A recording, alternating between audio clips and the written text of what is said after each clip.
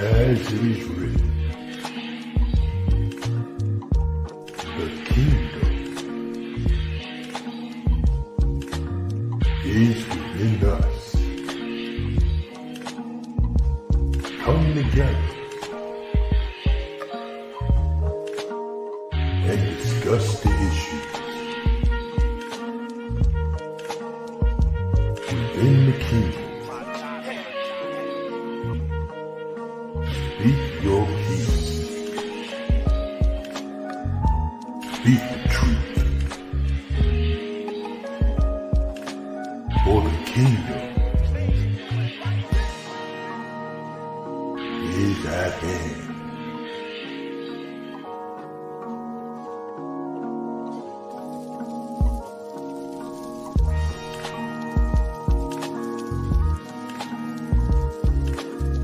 Kingdom Conversations.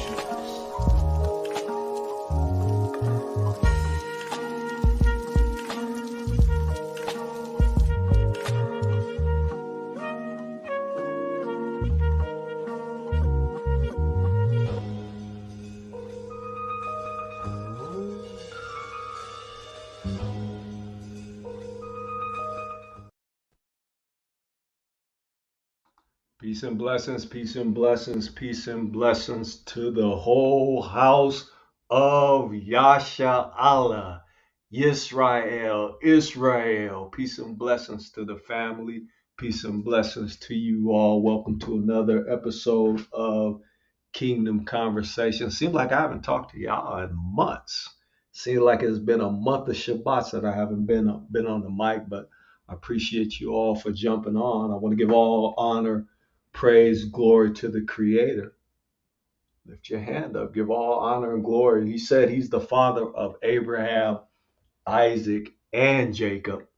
Somewhere in the book, you go get that precept. He says also that he appeared before Abraham, Isaac, and Jacob. So we want to lift him up. We want to magnify him in the year, what they call 2022. We don't know if it's 2022 or 3019 or 56, 800, 900,000, 458, what year it is. We don't really know what year it is, but what we should do, I tell you this, we should be lifting him up and we should magnify his name and praise and worship him every chance that we get. So we want to thank the Father for, like he says in his book, for yet choosing Israel and choosing us out of the muck and mire and pulling us and drawing us through the awakening out of the foolish doctrines that we was in. Put a one up if he pulled you out of some sick, twisted, foolish doctrine. Book call them doctrine of the devils. Book also say, if you ain't teaching from the book, you teaching something else. Vindicate Paul. Paul was teaching from the book. You teach it from the book, you teach Mashiach, because Mashiach is the book. I'm not going to argue with nobody about that. Am I going to be yelling at anybody today? I may, but none of y'all. But anyway, peace and blessings, fam. Thank Mashiach for the work that he did. Also thank the Ruach. I don't know if you folks notice what time it is right now, and I want to bring Hal in. Brother Hal, what's going on? How you doing, bro? Brother Cleo, man, always good to hear your voice.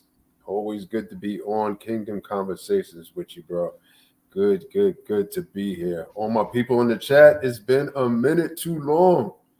Hope you all are doing well. Y'all bless. Great to be here. Peace and blessings. Yes, sir. Yes, sir. And I said I want to pick up where you and I had left off. We got some time, and if we finish today's show or not, that's of no consequence, because we're gonna let the Ruach rock out tonight. But we were talking about time, and you and I were having a conversation in the backdrop, and I said a ridiculous comment, like I always say. Do our people recognize what time we're actually in right now? What time this is that we're in, and who we actually are? Not just being the people of the book, but, and I'm going to let you speak what you spoke, because you spoke so eloquently. Do we really know not only who we are, but who we are and what time we're actually in? So go ahead and rock out, bro. Yeah, so as you all know, Brother Cleo always, he's in with the precepts, and he's always telling everybody in the chat to go ahead and grab that precept. I don't know, I can't remember exactly where it is, but this script says something about, and I believe it's in the Old Testament. I'm pretty sure it's in the Old Testament, or the so-called Old Testament, excuse me. The prophets longing to be in the time that we are in today. Um, and it just amazes me. And like Brother Cleo just said, we were talking about this in the background. I'm not sure if every one of us realize what time we're actually in now. Like these are the days that the prophets of old longed to be in and longed to see, where Yah's people will come to remember themselves and who they are and be in the process of turning back to Him. Where the time is being set up for Yah to take His people into the 1,000-year reign, into the wilderness, and bring them back to Him with a new covenant and weeding out the rebels and just the judgment on Egypt, the second Egypt, which is the United Snakes, as Brother Cleo would call them. This is an amazing time, and it's just every time I open the Word or every time I bow my knees to pray, I just think, wow, like is this? Am I really here? Is this really the time that the prophets spoke about? Another thing we were talking about was the shortening of these days. And I thought it was just my age, to be honest. I was like, man, how you getting old, man, and these days are just starting to seem like minutes. It's like, I look at a month ago, and a month ago feels like a day ago to me. And these days just starting to go by faster and faster. And what I'm realizing, what I'm checking in my spirit is that Yah is doing what He said He was going to do. He is shortening the days. We see all around us. We see all this killing and murder and strife and wars and rumors of wars and earthquakes and waters turning to blood, and we signs in the heaven, and we see all these things, and we have to remember the mercy of Yah. He is long suffering. And He said, for the sake of His people, He would shorten these days. Yes, I sir. truly believe that's what He's doing in this time. It is just an amazing time to be alive. It is absolutely amazing to me. The father something else, and he almost said Mm, that like a joke, because when the heathen taught us shortening of days, that means that, okay, not a shortening of speeding up of time, but shorten it up. Instead of going 50 years, 60 years, he gonna shorten that to like 30 or 40 or 20. No, mhm, if you look at the day, put a one up if the days have sped up for you, no matter what age you are.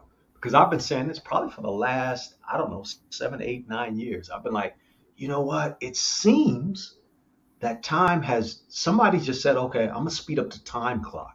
And then time just start just tomorrow's Thursday. You'll wake up to next Thursday and then you'll ask yourself, okay, what did I do with that whole week of time? mhm, That, and then what should be happening, and I'm gonna come down on everybody in the chat. What should be happening, folks, is that your spirit should be quickened to do the work that He's given you.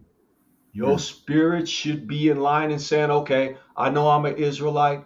I know that He has given me what He's given me, no matter what it is, and I need to be doing it because time has sped up. You're going to be listening to the old KCs, or maybe not, but then you're going to say to yourself, okay, you know what, Brother Cleo was hitting us over the head about doing the Father's will. Faith without works is dead. You need to get busy. You need to do your work. And a year is going to go by, and some people, I'm not saying nobody in the chat, nobody here, some people are still going to be like, okay, I'm gonna get started. I'm gonna get started. No, don't procrastinate. If you have to get off the show to go do what He told you to do, Go do what the Father told you to do, because time is sped up. It Mm-hmm. has. And so, Mm-hmm. what's up, brother Yash? How you doing, man? Good to see you, bro. Yeah, shalom, shalom. Shalom, man. Where you been Hey, at, man? Yash, what's up, bro? Where you been hiding out at, man? You been on the working for the good shit, work for somebody else, all right? Cleveland. I'm talking. Hey, listen, I'm coming to you live from Cleveland right now. That's what's happening, I man. said I gotta catch the family, man. I've been so daggone busy. I'm up here holed up in this closet. Let's say I come back. I go back home tomorrow, but Uh, shoot, I caught y'all a little bit late. Oh, we just got started, bro. We just got started. We didn't get started at 6. We got started at 6:30 today, man. oh, So that's you what's right up. on time, bro. You right on time. Yeah, Stick around, stick around. We gonna have some fun tonight, and we're not in any rush because we're not gonna PowerPoint it, but I do have a lot of thoughts concerning the topic. So I'm gonna go ahead and greet the family, and then we're gonna get into the book right off the rip after I greet the family mhm. because for those of you who got your sacred scroll, you get to Psalms 9, and we're gonna get to it as soon as I greet the family. Joseph Philip Macaulay, peace and blessings, faithful brother. Proverbs 1, 6, and 7, to understand a proverb and the interpretation, the words of the wise and their dark sayings. Verse 7, the fear of the Father is the beginning of knowledge, but fools despise wisdom instruction. Khan, I appreciate that. That's a good word right there. That's an awesome word. Daniel Blackshear, peace and blessings to you, brother. Hope you are well and hope the Father has been dealing with you graciously and lovingly. Blah, I messed that up. Amiya Yakida, peace and blessings, sister. Hope you are well. Hope all is well with you. Brother Hal, peace and blessings again to you. Brother Smitty, peace and blessings. Hope you are well, brother. Hope you working on them IPs and getting ready to do something fantastic, awesome, and great, because I believe you are going to do that. Shalom, brother Real Morgan. Peace and blessings to you. Hope you are well also, and hope the Father has blessed you beyond your understanding and beyond your recognition. Yes, I do. I hope that. Sister Shibriya, peace and blessings. Shalom, sis. Hope you are well. Hope the babies are well. And hope your household is well. Hope E is doing well. Peace and blessings to him also. My brother E, and also my brother Banya, my brother Kadar, and special blessings to and prayers and shout out and prayers to Kadar and his brother and his good friend Charles, who is on his deathbed. But if it be the Lord's will, he will see another day. So we'll leave that in the hands of the Father. But the Father said he would give us the desires of our own hearts. So we desire that the Father touch whatever's happening with Kadar's dear friend Charles, and that he be healed and cleared, and that he be allowed to live a few more days on this planet we call Earth. Peace and blessings to you, Sean. Hope all is well to you. Hope you are doing absolutely fantastic, and that the Father is blessing you beyond anything that you can imagine. Sister Sarita Hebrew, shalom, sis. Peace and blessings to you. Hope you are well. Hope all is well with you. Let's see here. Oh my yeah, we got Jason Camp for shalom, brother. Peace and blessings to you. And I'll say this: I'm looking forward, whether it be in the wilderness or whether we see each other on the other side. I'm hoping that it's going to be in the wilderness because, like we were discussing earlier, we are that blessed generation, whether y'all recognize it or not. We that generation that y'all go get that precept where you talk about this generation is not gonna pass, and we the generation that my brother was talking about earlier. The prophets wanted to see this time. The disciples wanted to see this time. Everybody, and even what the ones in Revelation 14:12, the ones that had a faith in Mashiach and keep the commandments, and the ones that asked the Father the question, Father, how long before you avenge? They wanted to be here and see this time here. Y'all know we don't even know who we are. We done came into the awakening and the book done opened up to us. Because I know when you put a one up, if the book is on fire when you read it, and you get something good every time you see it. If you're not reading the book and you're not getting something out of it, something is wrong with you. And you can't get that in Christianity. You can't get that from being a Christian. I'm sorry. And I love my Christian family. I love my Buddhist family. I love my Islam family. But you cannot get truth unless you awake and you reading the book. You can't do it. Shalom, this is me, Mary C. Peace and blessings, sis. Hope all is well with you. Let's see here. Did I catch everybody? Hopefully I caught everybody. Sister Linda Ricks, shalom, peace and blessings to you. Ellen L. Israel, shalom, sis, peace and blessings. My brother Donovan Ben Judah, peace and blessings, brother. Salute. Salute to all my brothers and all my sisters. Peace and blessings to you all. Light of Dodge, shalom, peace and blessings to you. Fire starter, Anayana Coleman, peace and blessings. She be setting. I see you in the different chats setting everybody's spot on fire with the book. And matter of fact, I see a lot of y'all setting places on fire with the book, and that's a blessing. It really is, because nobody can pull the wool anymore over Israel's eyes. If you want to get the answers, go to the book. If you want to get the answers, go to an Israelite that know they're Israelite and that believe the book. That's where you're going to get some good wisdom and knowledge from, point blank. I didn't invent the game. The Father invented the game. He chose Israel. I didn't choose y'all. If it was up to me, I would have just chose me and my homeboys and a few sisters and brothers, and that's what it would have been. Just like the heathen talking about they Israel. What did the same thing? Tone Spain, hey, shalom, brother. What's happening with you? Hope you are well. Hope all is well with you. Hope the Father has been blessing you. And I hope the Father has been blessing all of y'all immensely. Brother E, what's going on, man? How you doing, bro? You know you got the link. I'm going to drop the link in for you. You want to jump in and chime in. This is your house, you know, the house that Salt of the Earth built.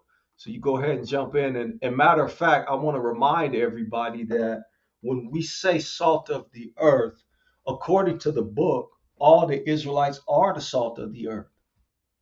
Then this is your house. You're allowed to click on the link and jump in and speak your piece when you feel like it, because this is your spot. This is not our spot. And we'll hear you out, and that'll be what it will be. So now, fam, we're going to get into today's topic.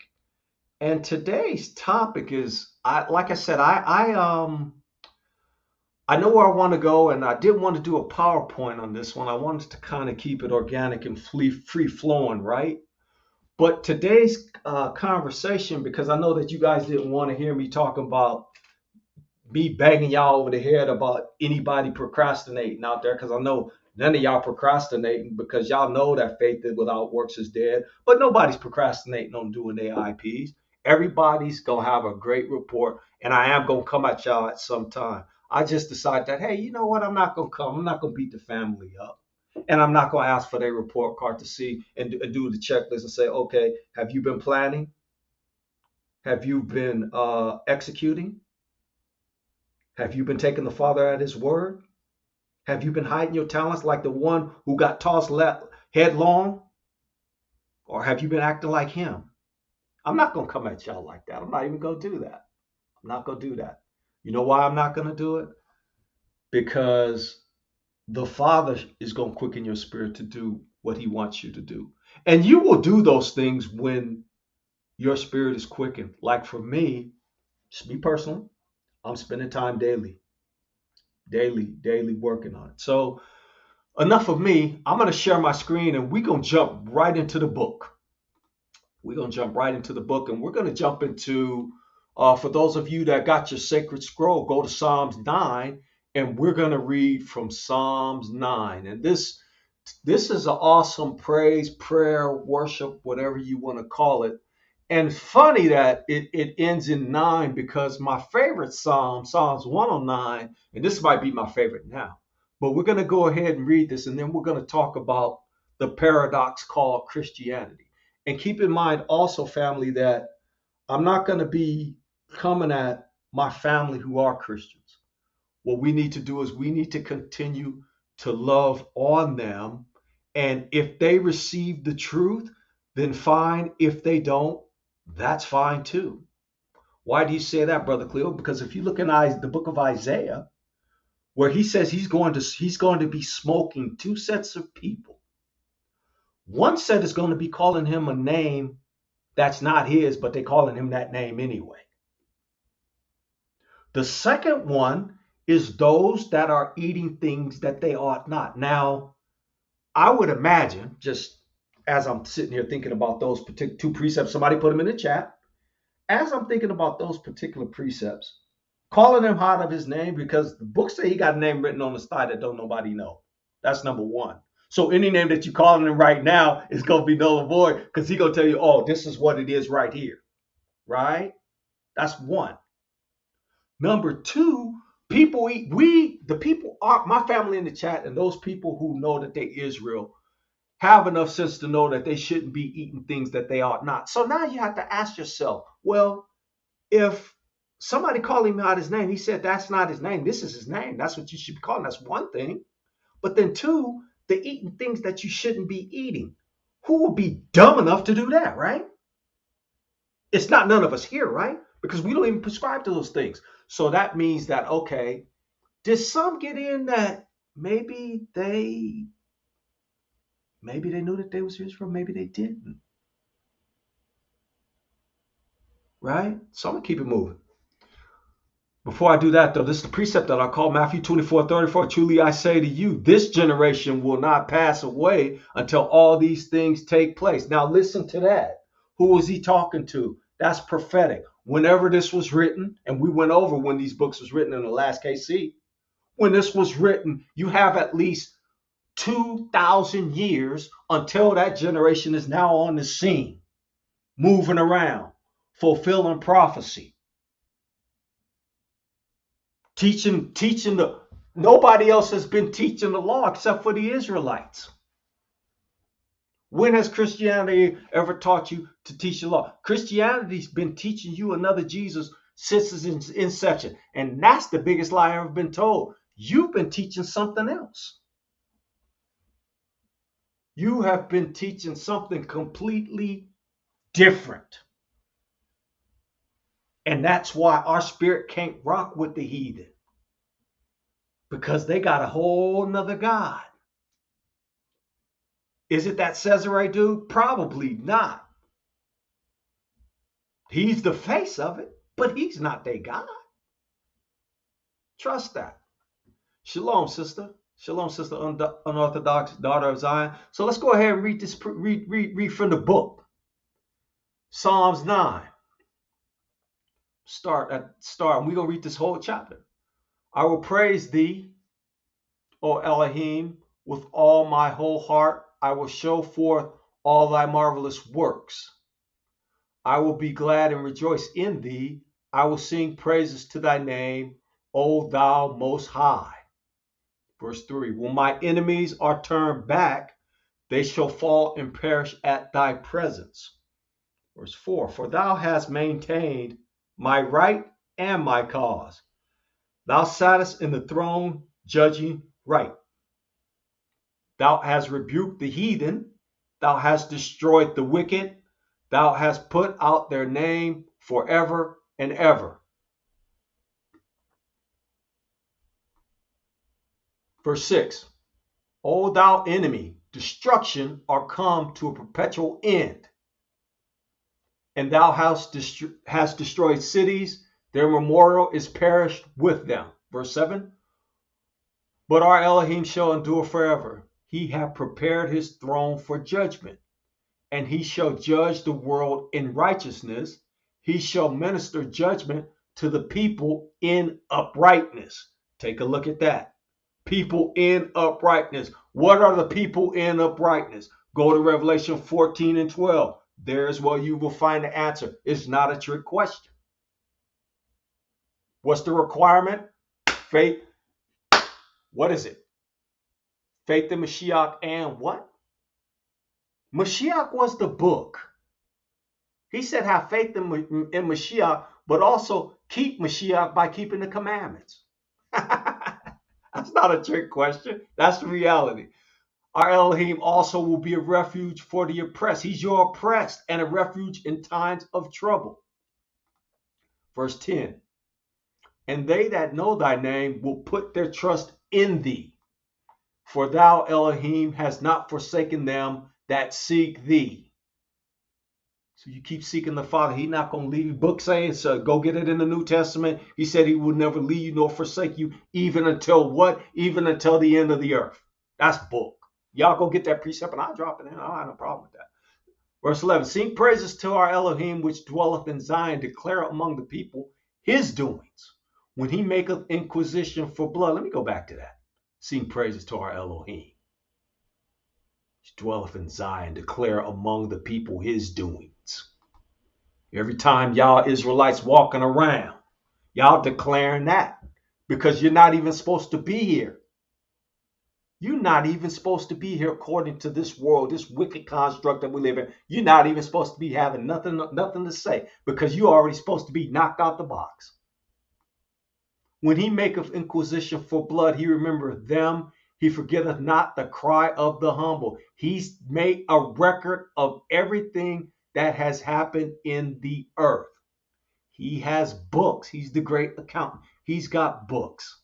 And he's going to open them. And guess what's going to happen? Nobody's going to get by.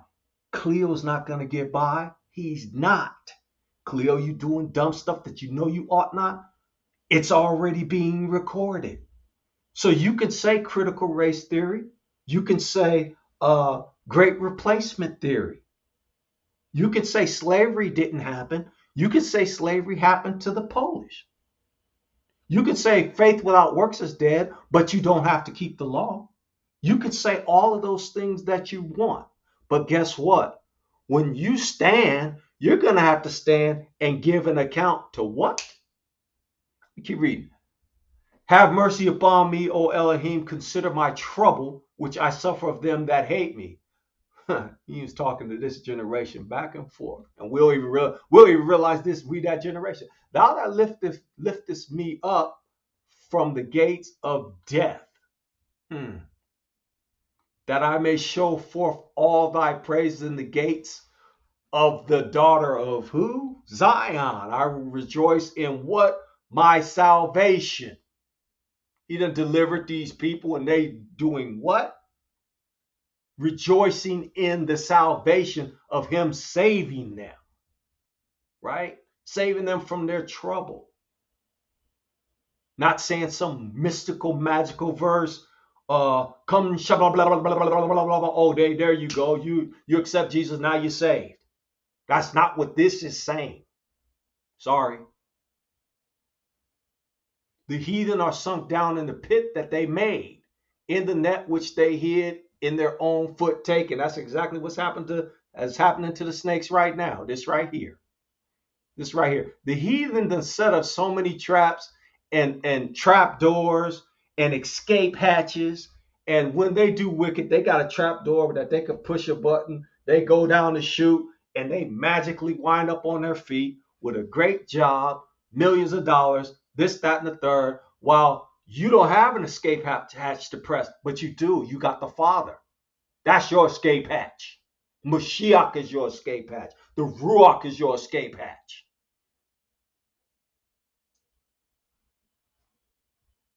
Our Elohim is known by the judgment which he executes. The wicked is snared in the work of his own hands. Higayon Silah. The wicked is known, our Elohim is known by judgment which he executed. The wicked is snared in the work of his own hands. America done sown the wind. Somebody get that precept. America done sown the wind, and now they're going to reap the whirlwind. And guess who's going to see it? Everybody in the chat's going to see it. Everybody in the snakes is going to see it. Everybody in Russia is going to see it. Everybody in Japan is going to see it. Everybody's going to see this destruction, period. Not only that, but you're going to see the whole destruction of the Western construct, not just the snakes. Verse 17, the wicked shall be turned into hell, and all nations that forgot the Father. Check that out. 18, for the needy shall not always be forgotten. The expectation of the poor shall not perish forever. In other words, that precept goes back to the head becoming the tail and the tail becoming the head. Y'all go get that precept and drop it in. Yep, I had damn precept for y'all today. Y'all go get it and drop it in the chat. Drop the precept in where the head becomes the tail become the head. He said, for the needy shall not always be forgotten. They'll tell you, white Christianity or the evangelicals will tell you that, hey, you know what? That's CRT right there. Don't teach that. That's social justice warrior. Don't teach that. Hey, the man saying right here, the expectation of the poor shall not perish forever. Go get the precept in the book where he said that. What did he say? If you have done this to the least of one of these, well, who was he talking to? He was talking to the rich, right? So now Psalms 109 and Psalms 9. Psalms 9 is going to be a close second behind Psalms 109. It's just running neck and neck. So I'm gonna minimize that. And what I'm gonna do is I'm gonna stop sharing my screen and I'm gonna bring the brothers back in. First of all, before we even jump in to today's topic, I want to hear what y'all have to say and the chat about Psalms 9. Yash or Hal, y'all jump in and speak. While we was reading it, I was looking at it because it said, hold on, let me go back to it. Let me get out of this.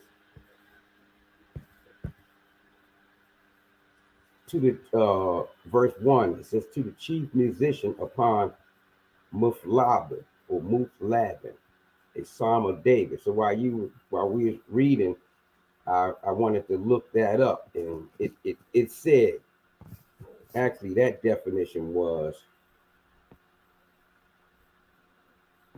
and I'm gonna get somewhere. Take your time, bro. We're not in no rush. If we got to pick up next time, we'll pick up next time. No rushing. Right, but it actually said something about I'm gonna get back here. With Muflabin, with the preposition article, well, whatever, interposed, to die for the son. It said probably the title of a popular song or death. Muflabin. But if you know black speak, basically I figured it out because I don't even listen to the translators no more. I just go right to our vocabulary. And so it was a psalm of comfort that David wrote upon the death of his son.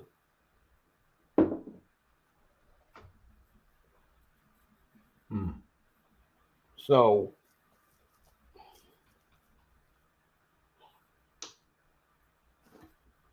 well, it's speaking to me because I'm in a dead area. And when you see the hopelessness and the despair of our people, and I'm in an area where it's nothing but death up here in Cleveland. I feel depressed being up here, you know what I mean? And but what I'm trying to say is, and this is only my experience, when your joy is killed, or when you see the direction of how down, it's sort of like maybe the last few months, at least to me, our people have taken a turn for the worse. But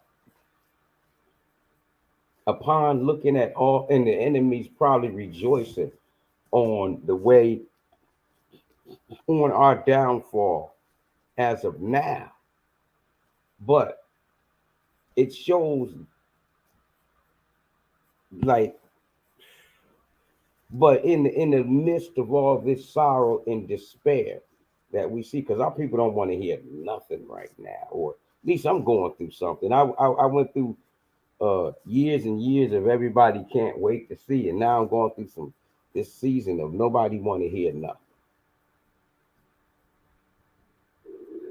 You know, niggas is When you say that, bro, when you say, I want you to elaborate on that. When you say nobody don't want to hear nothing, elaborate on what you're saying. I want to hear this. I just cracked. Niggas is ignorant. It's Hmm. like right. I mean, basically, our people. I I'm mean, straight. um, I'm sorry. I mean, our people is on some stupidity right now, and you go out there and it's like I don't know if it's a spirit of slumber. Maybe we are in a time of the five wise, the wise and the foolish virgins right now, because it's I, I mean, people used to be so excited to hear. Now, I mean, people literally, oh, I want to hear that. Oh, I want to eat my pork, or people just, I don't know. If I had a lightning bolt, you know what I mean? Right now, our people are in a state of such slumber, despair, or they're satisfied. I think you did something. I think you did something on this a few weeks ago, brother Cleo, about us. I forget what it was, but we're falling back asleep. He did something. He did something on our Negroes are comfortable. Niggas is comfortable. Yeah, yeah. Okay, so that's a problem. It's a problem. That's a problem. That's a problem. Okay, so I'm going to take it to the natural. That's a problem because if you're comfortable and you're comfortable in your knowledge, you're comfortable with where you are, then you're susceptible to what's happening in this nation, and you're susceptible to get caught up to Right. where this nation is headed, right? If you're comfortable, True. right? And that's what I'm doing. I'm trying to warn people, and I'm warning them of what's happening. Do not get comfortable with the situation. The mugs mugs want to be comfortable. Don't want to hear nothing right now. So what So I've been doing is I've limited my exposure, honestly, and I'm not even I'm not even talking to people face to face about the yeah, book yeah, no, anymore. yeah. That's I'm what not I even there. You know what? That's what I just told myself today. I said, you know what? I was talking to the Most High. This is it. I'm not doing this. I'm not doing this one no more. I got to limit this exposure. I can't be out here like this because it's just bad. And It's very draining. It drains your spirit. ignorant, and you know, I get on with the fam and make some time to do my own thing pretty soon because people don't want to hear nothing right now. Not at all. Not at all. You Brother, know, brother Hal, what say you to that? Now, I was just thinking about your initial question about the chapter you just read of Psalms 9. There was a part in there where it talks about the wicked being destroyed, and I'm paraphrasing here, Hmm. paraphrasing this verse you just read, but the wicked being destroyed by the works of their own hands. Hmm. Just kind of reminds me of what's to come for this country. And being that we don't know, when this is going to happen, certainly, we're not going to, you know, put down our work in terms of quitting our jobs and our livelihoods and taking care of our families and so on and so forth. But we have to be aware. And I think, one thing that we really have to be aware of and stay aware of is that any minute now, this joint is going to crumble. Oof.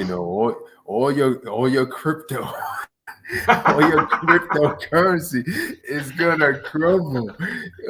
All your real estate is gonna crumble. Your bank accounts are gonna crumble. You're not gonna be able to get food on the regular, man. This is all gonna crumble. This is about to look very different. There's also a scripture in there, and I'm generalizing right now, but there's also a scripture in there that says when they say peace and safety, Hmm. sudden destruction will come Hmm. upon them, and people are getting comfortable. People are getting comfortable. Like you said, Brother Eric was just talking about it the other day. There's this comfort level that we're getting here. And even us who know who we are, we're getting comfortable. And we have to keep our eyes open. We have to stay aware, stay awake, and be ready. Be ready for that thief Yes, because he's sir. coming like a thief. And Yes, we're not, sir. even us, we're not going to know. We're not going to know the day that he comes. We just have to be ready. Another thing I want to say is that I know this work is more than time consuming, man. It is weary, right? It can get you flustered. But one thing we got to do in this time, and what we started right here, Brother Cleo, and talking about knowing the time that we're in, we cannot fall asleep with waking our people up. And those who don't know, or those who are fighting it, our family members who are Christians and Muslims and and and Buddhists and atheists, and these people, they have to know who they are. And I'm not saying that knowing who you are is going to save you. What I am saying is that knowing who you are is going to put you in a better spot from not knowing who you are. That is what I'm saying. Knowing who you are is going to put you in a better spot than not knowing who you are. It's not going to save you. You look at all of these patriarchs in the Bible, right? When we talk about Lot, for example, because of Lot, his daughters were spared. Because of Lot, his wife almost made it out. Because of Lot, his son-in-laws had an opportunity to get out. There is something to knowing or clinging to or being the people of Yah.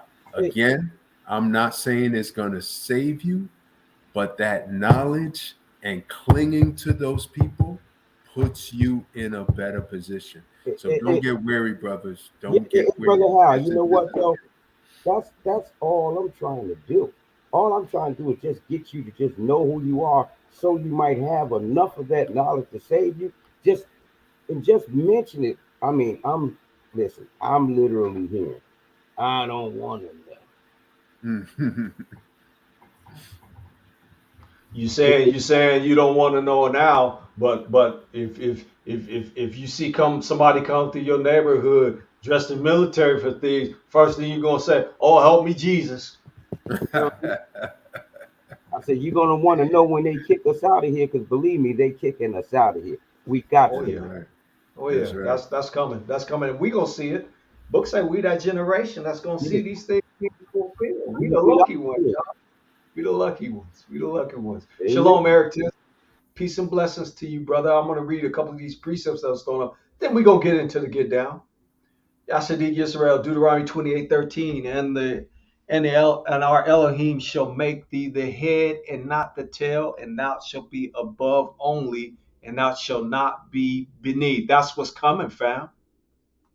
That's what's coming forward to us. I don't know who believe. I don't know if many people believe that.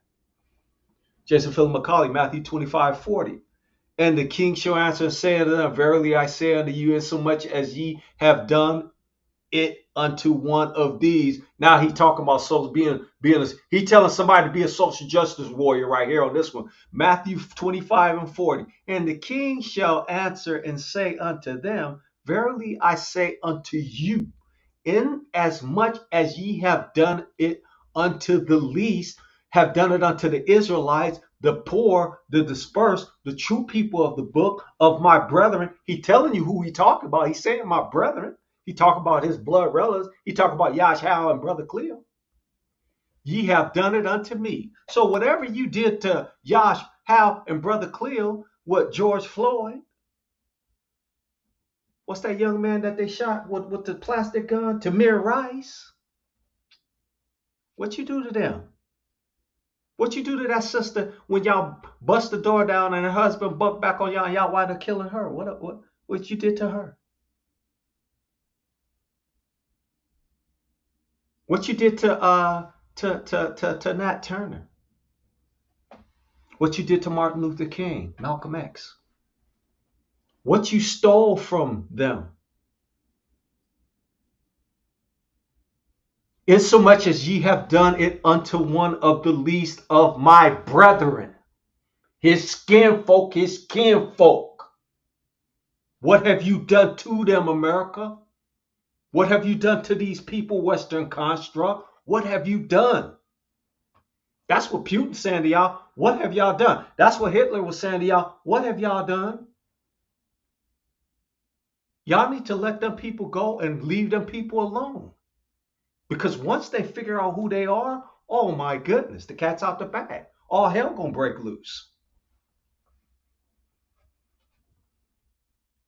Insomuch as ye have done it unto Yash, the least of these my brethren, you have done it unto me. So the same thing that you've been doing to us, you've been doing that to Mashiach, and he's telling you he is going to pay recompense because of what you have done.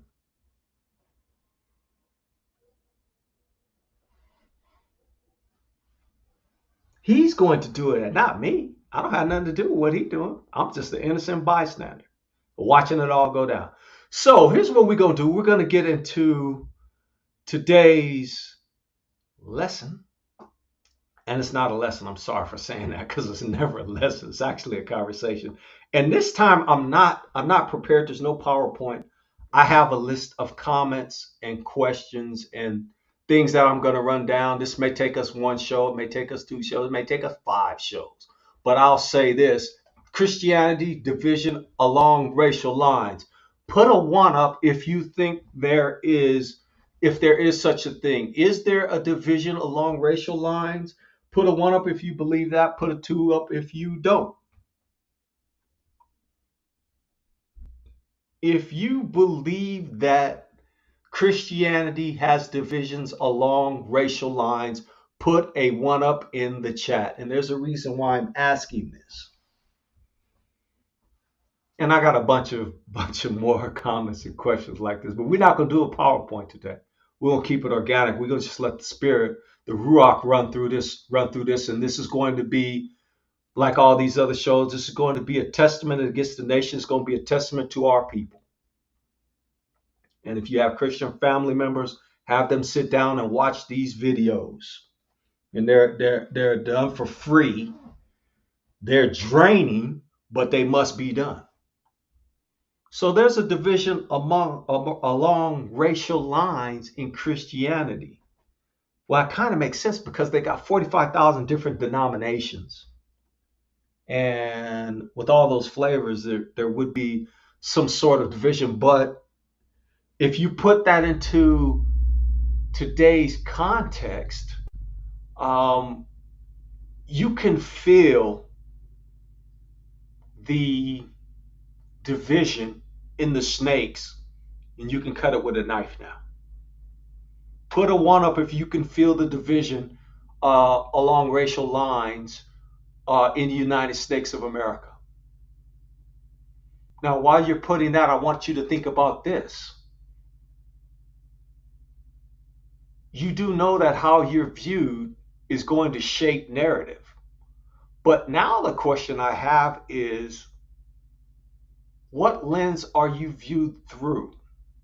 Now, when I say you, and I'm asking the question, what lens does America view, not the Israelites? I'm just going to use a general term. Black people, keeping in mind that you have to look at it from a historical perspective, and then you have to look at the different medias, the news, TV, court system, laws, and everything.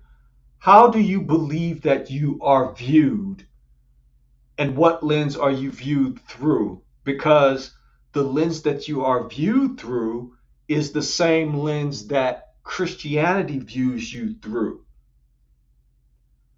And someone just hit the nail on the head. I don't even have to ask this question ever again in my life, because my brother E.T. hit it on the head. I got a new mouse here, so I'm going to put that up. They see us as animals. Y'all on fire right now. All praises to the Father. Father, thank you. for your people. Thank you. Thank you. Your people are a witness. Your people are a witness to this earth. Yes, they are. Animals. View you as scapegoat. See us as animals, stereotypes. Yes, that's true. Like animals, bottom caste, beast of burden. Bottom caste, beast of burden. All praise to the Father. Father, you teaching your people, and they know they can see through the lies. We'll go back to that one. Hateful, vilified, posting all monkeypox pictures as black folks. That's right. No, wicked as hell. You ain't seen not one Negro with monkeypox, but yet you show a picture from 1940 with some Negro with monkeypox. We see out of, and see, that's the cold part. We see you. We see you for exactly what you are. You a straight up cold blooded liar. You have never been moral at all. I don't care if you hide behind a pulpit. I don't care if you hide behind a judge desk. I don't care if you a lawyer. You wicked as hell. Less than animals. Look at these answers. 3/5 of a human being. Somebody said, who is that? E? E. Exactly. 3/5 of a human. Something to be, listen, look at this one though. Something to be exterminated. That's telling. That's interesting. We're going to touch on that too. We're going to touch on that. Definitely going to touch on that. Now, Fatima, hey sis, how you doing? I'm ready to go. Me too. Been ready. I think I was ready coming out the womb, and I've been here dang near 60 years now. Got to be ready to get up out of here. Wisdom of Solomon 5, 4, and 5. We fools accounted his life madness, and he talking about us, the people of the book. We fools accounted his life madness. Talk about the heathen accounted our life as madness and his end to be without honor. That's what they always talking about. Oh yeah, you nothing but a thug. Oh yeah, you ain't been raised by your daddy. Yeah, Negroes don't have two daddy, a mom and two parent household. You don't have that. Only thing you guys do is steal. That's all you do. You don't have any honor. You haven't been taught anything. You're lazy as hell. Verse 5. How is he numbered? He talking about how are you Israelites numbered among the children of the Father and his lot among the saints? Huh? How is that? Because he chose us. That's how. We didn't ask to be chose. We didn't ask to be chose. He chose us, and we thank him for it. But we went through a lot to get here. We went through heaven. We went through hell on earth to get to where we are right now. Point blank. So you guys understood the question like dumb. That's a cold one right there. You might as well if you had to put the S word in there, I would have been okay.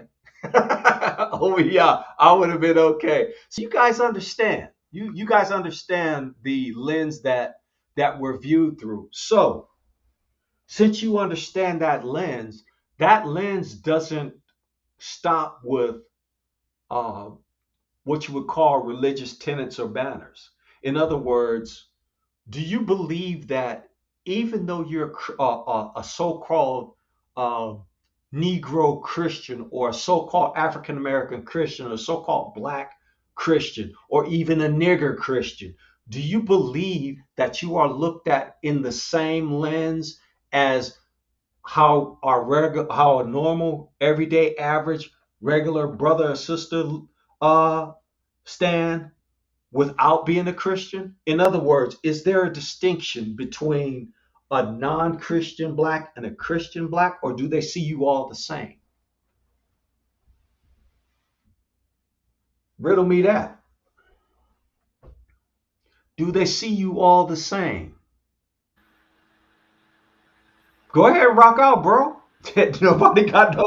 I'm not controlling y'all, Mike. Y'all go, because I can tell this gonna be a two show. This gonna Let be me a tell two, you something. be a two show. Go ahead, bro. Rock out. You took me back because it's even worse when you are a Christian because now you go out extra, extra, extra hard to your white counterparts, those who are Christians and not, just to prove to them, listen, that you are, just to try to show them that you are a hero.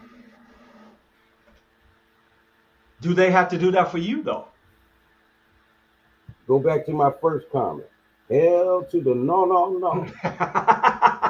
So no matter if you're a black Christian or a white Christian is going to view you through a certain lens. Now let's do the flip side to that. Let's do the flip side. So okay, so then what everyone has just said to me is that no matter what, white people are going to look at you the same way, no matter if you're saved or not. And you know what the sad part is? On the outward, we try to convince ourselves that it's not the case, but on the inside, we know it's the case, and that's why we go that extra mile in front of them. Go this extra Mm-hmm. mile. You know what I mean? Or like they accept us. I'm, Mm, I'm done. mm, When I fixed mm, that, man, shoot, I needed that. mm, Put me right back in mm, the fight. I'm gonna shut mm. up now. Wake up. Well, I'll tell you what, and I'm gonna speak from the heart here. Doing any of the Father's work is very very draining. It is. Mhm. Is very draining, and so if someone says, "Hey, they want to take a break or they want some time off or something," then I can understand that because you're not only up against the spirits that you normally deal with, you're up against the spirits that's above that's fighting against you, and then everybody around you bringing their spirits. So it gets to be really, really crazy and out of control. So now let's flip the narrative now. Let's take that same thought about how you look at Christians and let's look at it from a so-called African American Christian. What lens do they view white Christians as? And there you And go. let's see if there's some equity. Go ahead, bro. Rock out. Now that's where the difference comes in because we Stop right try. there. Stop right there. Stop right there. Do me a favor. Type that in the chat and drop it because I want that to be a written record. I'm That's what the gonna, difference is. Go ahead and rock, bro. I'm gonna shut up. Go ahead and rock. uh, I'm gonna try. I'm gonna say it though because it's really hard. Um, but that's where the difference comes in because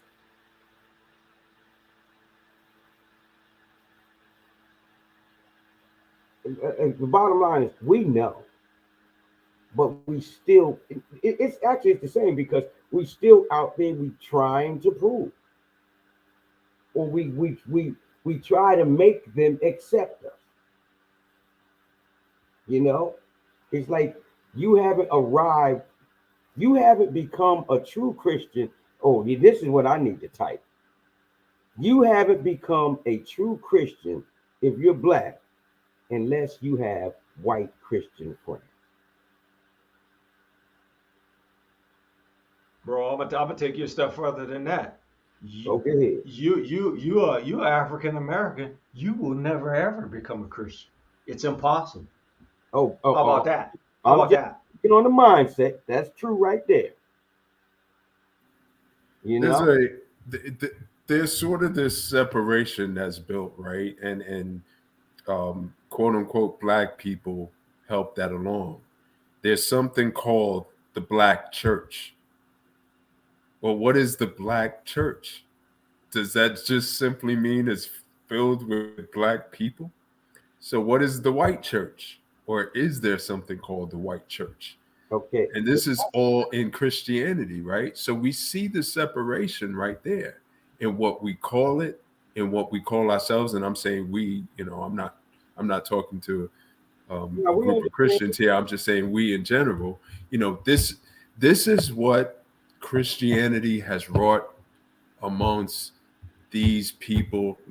those living in America, whether black or white, right? The blacks need to be named, they need to be kept, they need to be taught, they need to be held by the hand and brought to Christ.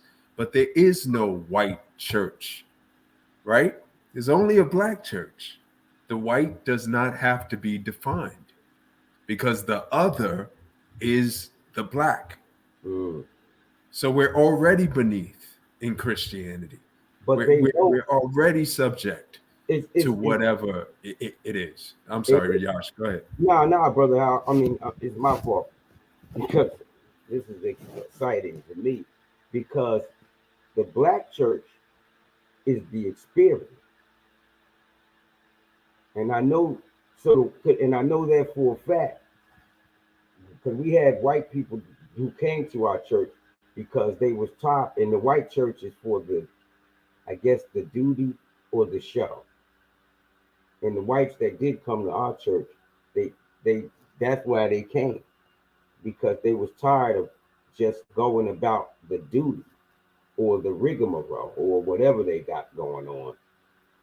So because they was coming for the experience.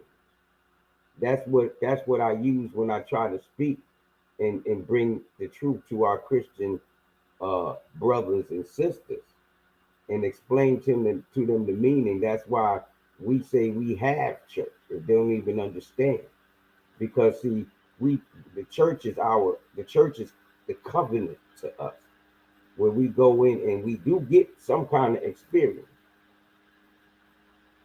but they just go there and do whatever they got to do and go home. Here's what one of the things that I see, and I typed it and I put it in the chat.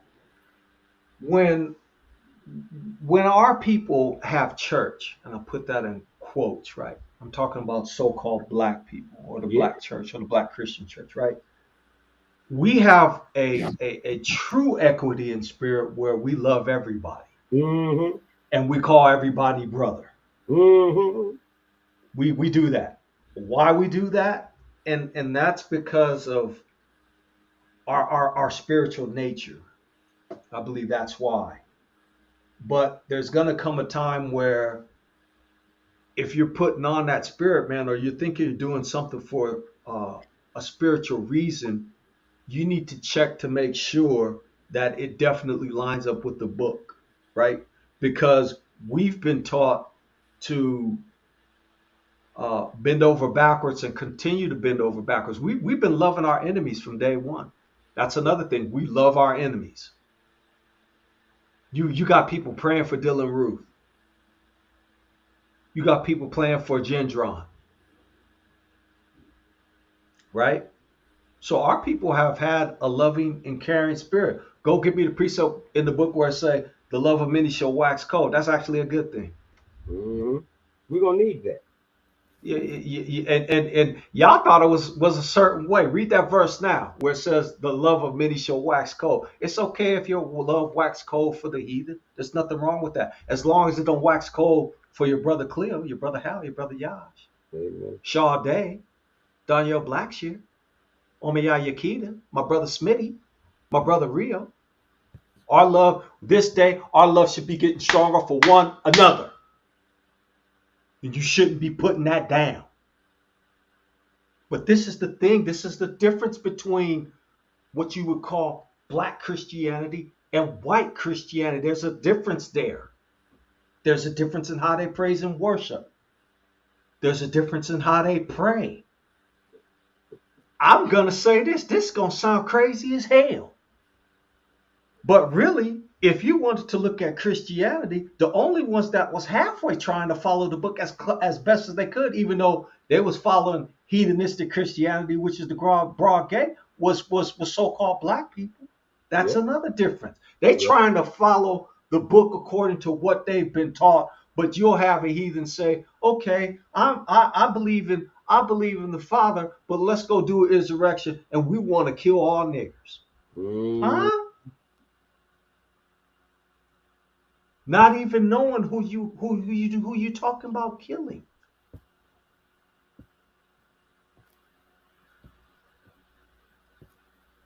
You have no idea who these people are.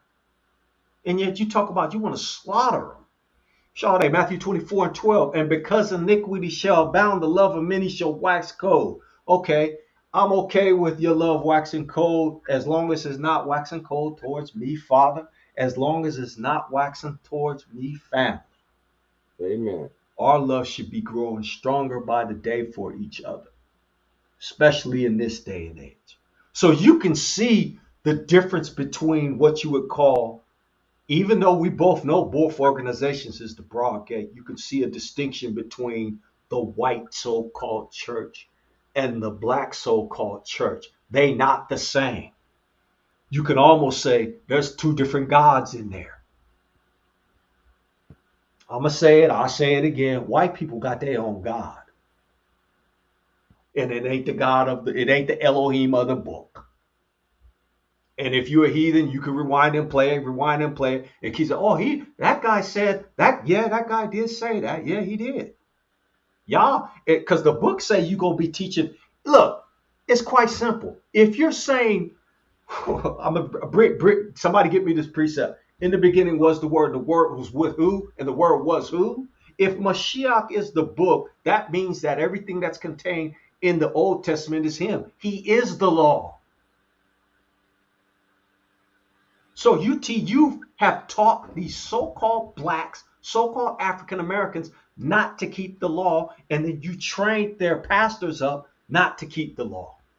And then they start teaching their people not to keep the law. Now go get that precept in the New Testament where it says you're gonna be the least in the kingdom. And don't think that's a safety net either. Because the least in the kingdom means that you're not in the kingdom, you might be in hell. How about that?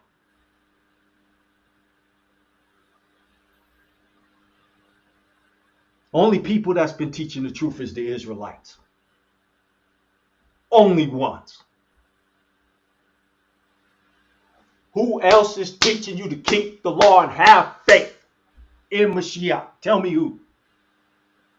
Do I know it all? Of course not. If there's 1,000 things to know on the earth, I know 0.000001% of one thing, and that's it. So that means I don't know nothing. But I do know this. If you want to get the truth, you better cling like the book say to them Israelites. There's a difference between, and it's along racial lines, it's along spiritual line, and it's along according to what the books say. There's a difference. Somebody go get that precept where he said he put a difference between us and them. I didn't make it up. So let's keep going. I already know we're not gonna finish out today, but this is good because I got my brothers here rocking out with me. E, you could jump in anytime you see fit. So now here's the question. So now here's the $64,000 question, because it doesn't make a difference how they see us. And I can tell you that my family in the chat could give a hot damn about what the heathen thinks about them. I know y'all don't, because I know I don't. Because I know I'm way smarter than them, way better than them, way more talented than them. When the books say move wise as a serpent and harmless as a dove, I think most of y'all don't even know what that means. And the talents that Israel got, oh my goodness. Y'all talented, way talented beyond y'all own imagination. And yet some of us can't even sit down and we'll always ask the question, well, if we try to do that, they're going to do this. If we try to do that, they're going to do that. Instead of saying, okay, you know what? The Father that fully furnished me, he done gave me this great idea. I need to go execute it. Oh, and then do this. Think about this now. Time has sped up. So now I really need to go execute it. Right? Anyway, I'm getting off track. Let's get back on track. So now, we done looked at it from a lens through Christianity, white, Christianity, black. What's the most important view that we should be looking at things, or better yet, whose view is most important? And I'm going to put it in the chat because you guys already know the question. It's not how the world sees you, but how does the Father see you? Right? How does he see you? I'm going to paste that in the chat right now. And I want you guys to think about it. I got a janky mouse, so I got a new mouse. I left my other mouse in a different location. So I'm going to use this one. How does the Father see you? Right? We looked at the perspective of the white Christian. We looked at the perspective of the black Christian, it doesn't matter what the white evangelicals think. How does the Father see you? Somewhere in the book, somebody get the precept. He called you the apple of his eye. Somebody get the other precept. He said he would yet choose Israel. Somebody get the other precept where it said not one jot nor tittle will pass away until what all be fulfilled. How does the Father see you? Revelation 14:12. He called you the saints. He said the patience of the who? The patience of the saints? The people of the book? How does he see you? Look at the precept where somebody already dropped it in. The head's going to become the tail, tail becoming the head. Drop in there if you want to. Deuteronomy 30. I'm giving you all the answers. Drop verse. Talk to me. Talk to me. How does he see you? How does the Father see you? And you guys have already answered this one. Are you still trying to prove yourself to? Who are you proving yourself to? That's another question. If the Father sees you a certain way and he wants you to act and be a certain way, are you doing his will? Are you acting accordingly? Or are you acting a monkey fool? What are you doing? What are you doing? Go another question. I didn't put the first question up. My mistake, fam. Y'all know I need to get saved. But here's the first question. How does the Father see you? Right? How does he see you? He see everything. He said that he's recording everything. Everything is being recorded. And he go play it on a big video screen right in front of, okay, well, look at you, Brother Cleo. You was doing that foolishness. And on this day, you was doing that foolishness. Oh, and by the way, I told you to do this. And then I had a spirit and an angel mention to you, hey, Brother Cleo, you know you need to get up off your rump and do that. And Brother Cleo was like, nah, I'm going to wait. I'm going to do it tomorrow. I'm going to be like Wimpy. I'm going to do it Tuesday for a hamburger today. Huh? That's what I'm going to do. Oh, and then look at you. Look at here, Brother Cleo. Look at what you was doing here. He got records of all of it, folks. So then the other question, let's do the follow-up question. Follow-up question. And now I'm going to put some of you guys' answers in the chat because they were pretty profound. And we answered this one already. Are you still trying to prove yourself? Go ahead, bro. Rock out. Hey, Brother Cole. Yeah, just before you go on to the next question, I just wanted to say just one thing. I mentioned this kind of a bit earlier, and I guess I'm sort of a big proponent for this because you hear a lot of people pushing this out there, and they push out this fact that being an Israelite cannot save you, and we all know that it can. Right, and I don't think anybody, certainly nobody who salted the earth panel, certainly nobody in this chat. I don't know of anybody that's saying that can save you. But it is important. It is important to know who you are. And one scripture that came to mind when we are talking about how does Yah see you? Regardless of how anyone else sees you, any other group of people or person on the face of this earth, regardless how they see you, how does Yah see you? And Yah sees you through his son.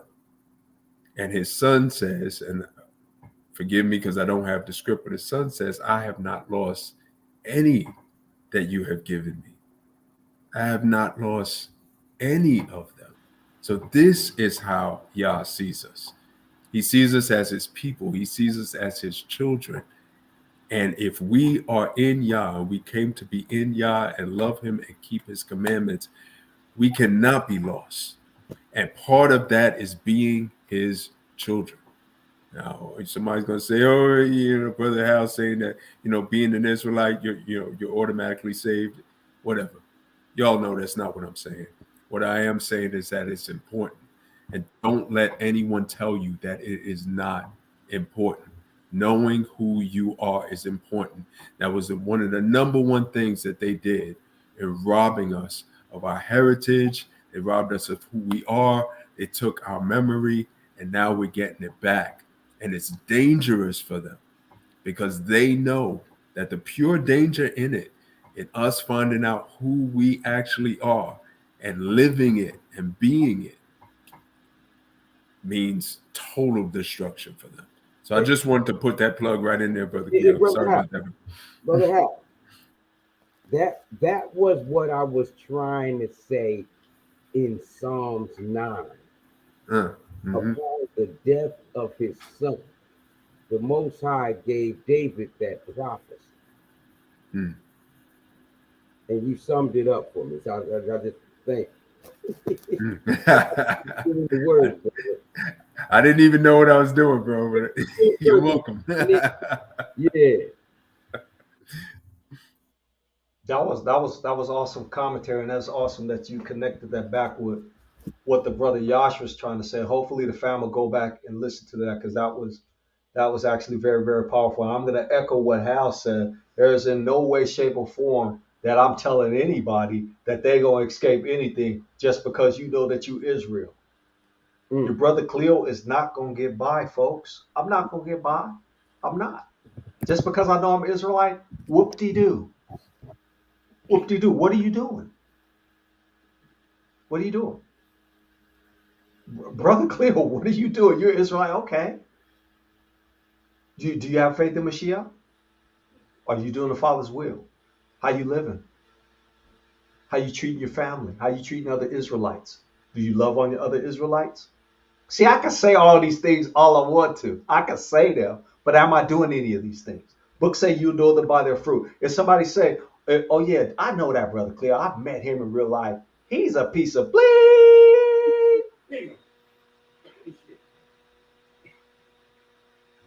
That nigga right there ain't nothing like how he be on YouTube. My report should be, hey, you know what? The brother who talking, he the same in real life as he is. If you met him, he gonna be the same way. He's a jackass, but he gonna be the same way. Point blank. He's not any different. He's not putting on a front or an air. Don't have nothing to gain.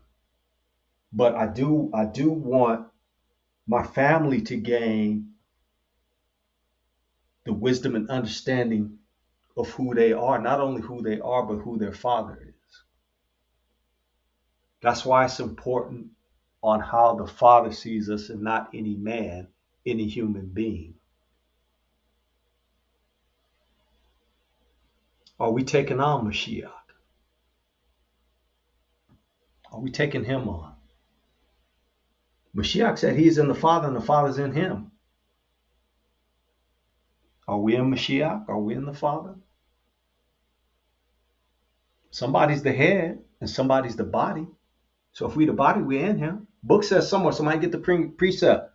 Precept says the kingdom of God is within you. The kingdom of our Elohim is within all of us already.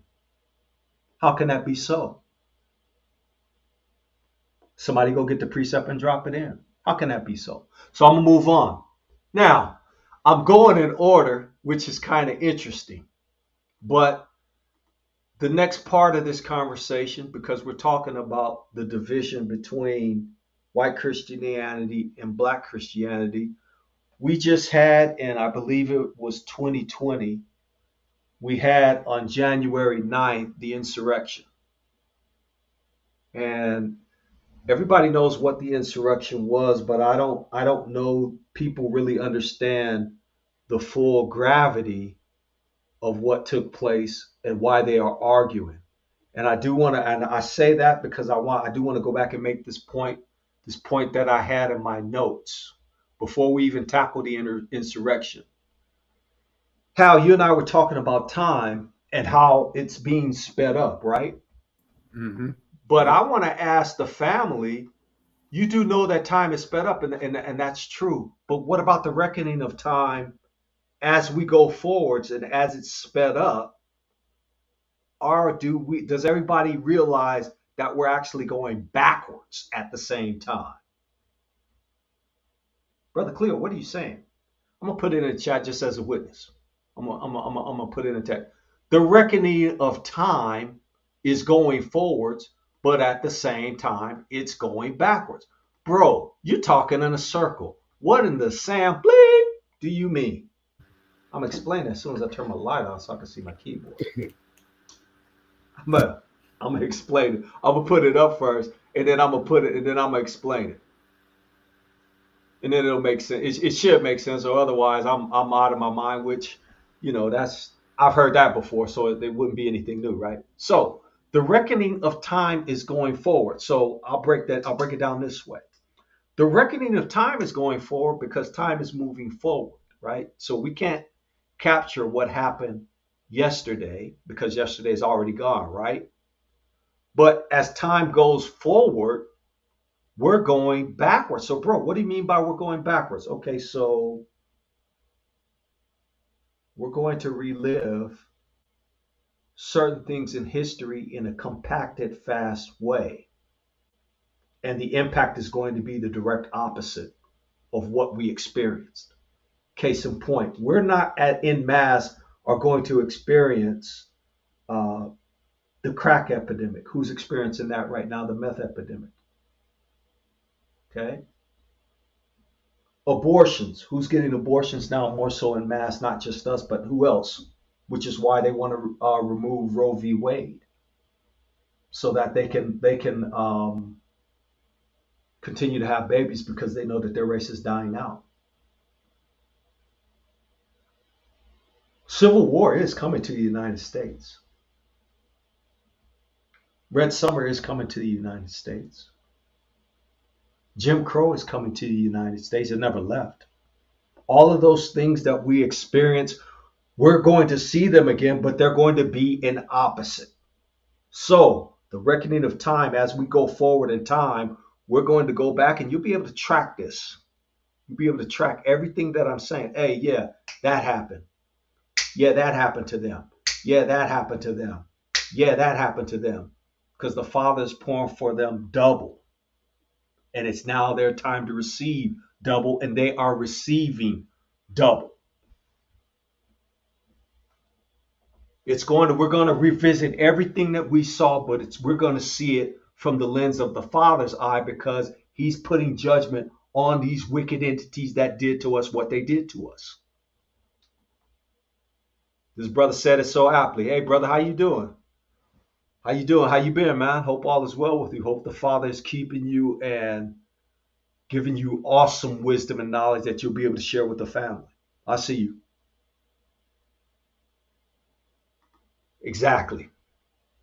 But it's going to be different. And the difference is we're not going to be on the end of all of those things. It's going to be them that gets everything that we got times 2.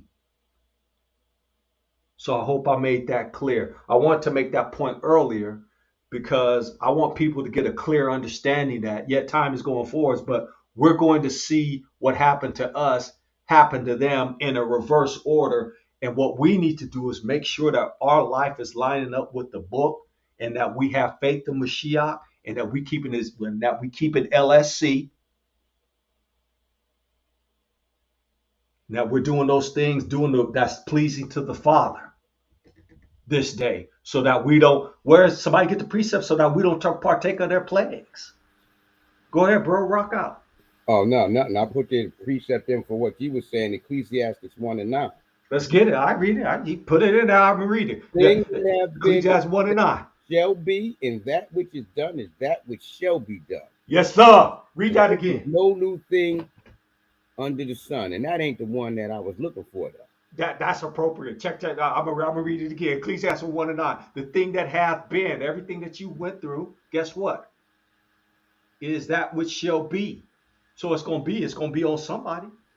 And that which was done is that which shall be done. So whatever they did to us, guess what? They get to get it again, and they get to get it times dos. Uno dos. For those of y'all that speak Spanish. I'm not a Spanish speaking individual, but I kind of like how that sounds. And there's no new thing under the sun. So they're going to get to revisit it. That's a scary thing because now we got people running around, so-called African Americans. They talking about they the Israelites, huh? How y'all the Israelites when the Israelites is over there in the land already? What you talking about, man? Sir? There you go.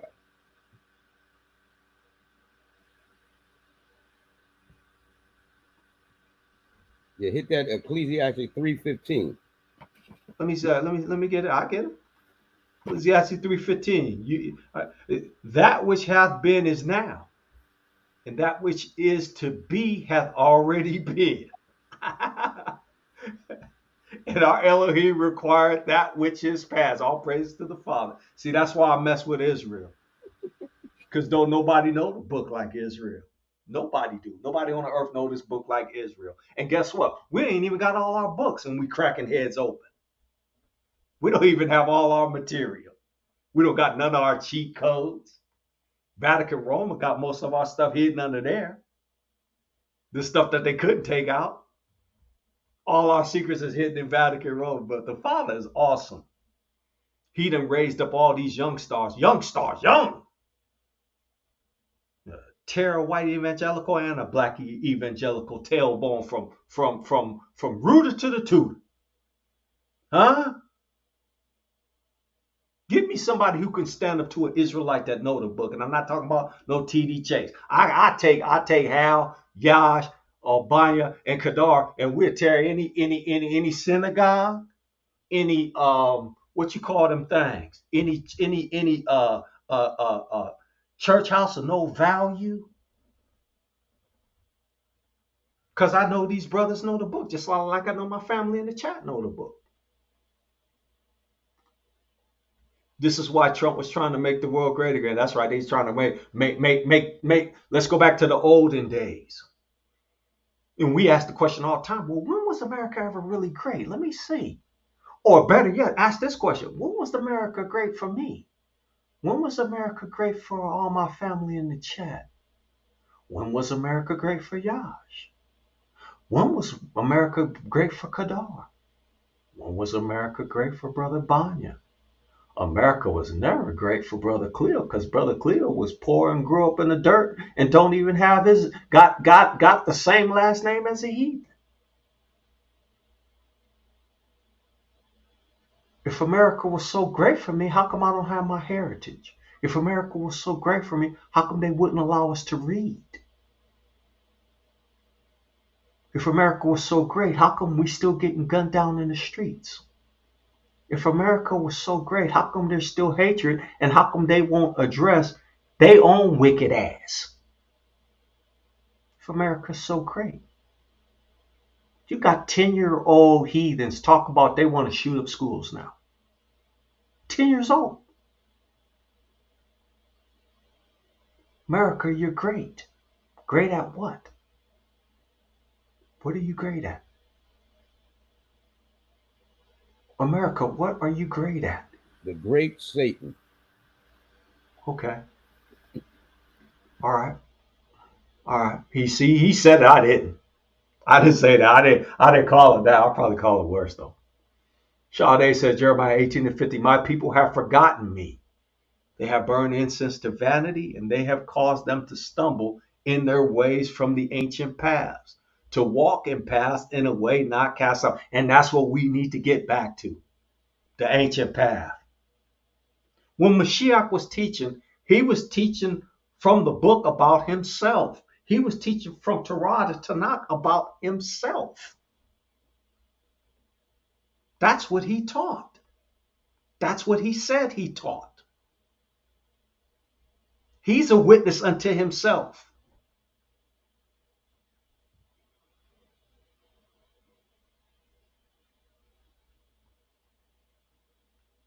This brother saying right here, Brother E.T., we're living in a time of revealing and we're not falling for the bamboozling. No, we're not. And that's a beautiful thing. Republican, Democrat, Christianity, us sticking together, be one all day. I'll be one all day and then some. I could be an Israelite and be one. How come I can't? I got some monkey telling me, hey, yeah, you could be an Israelite Christian. How you could do that is impossible. Because Mashiach wasn't a Christian. So how you go? I ask this question all the time. Let me ask this question. When they was casting our folks out of Spain, they said that they wasn't casting out Christians. They said that they was casting out Jews. Huh? Y'all was never ever called no Christians. That's a made up construct for the Romans and the heathen, so that they can sneak in unaware. Let's get back to the give back. Okay, so let's see where I'm at on my list. We're not gonna finish this list today, I know, but I knew we wasn't though. But that's good though. Okay, so we just talk about the insurrection. So let's get back to that. So you all do know that the insurrection was mostly Christians, right? You all do know that, right? Put a one up if you know that the insurrectionist was mostly Christian. Put a one up. I need to see them ones. Because if you don't know, now you know. I'm going to put it up in the chat so it could be a witness again. Not just verbally, but we put it contextually. The insurrectionists were Christian. That's what they were. Right? Insurrectionists were Christian. Okay? I think most of y'all understand that. So if the insurrectionists were Christian,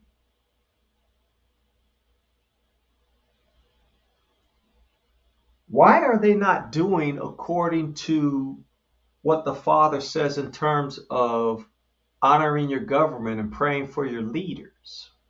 Right? And then why are they insurrecting? Because Donald Trump lost? Is that why they want to storm the Capitol? And see, here's the thing. Yeah, we're going to hit them tiki torches because there's something about them tiki torches, Brother Yash, that was actually, and I didn't see it at the time, and nor did I pay attention to it, but Gendron got my attention.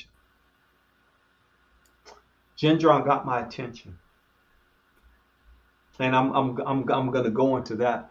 But let's talk about these insurrectionists. So you've got people who are Christian, but the insurrectionists don't draw any distinctions whether it's black Christian and white Christian. And you notice how many of our people were out there in the insurrection. How many did you see? You may be seeing 1, 2, 3, or 4 Negroes in all those hundreds of thousands of people. Why is that? Were you invited to the party? Was that something? Going that extra mile, gotta prove himself. But it was only a couple of them, Yash. It was only a couple. Look, it wasn't one. Huh? That's the American reality. There always got to be one. Well, you know, our people got to be a part of everything for whatever reason. We looking at all these people. We just looking for that one. I know there's one in there. But here's the cold part to that, though.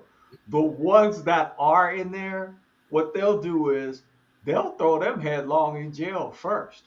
They to make an example of them. Yes, they did. First they one sure did. The brother, and he wasn't even there.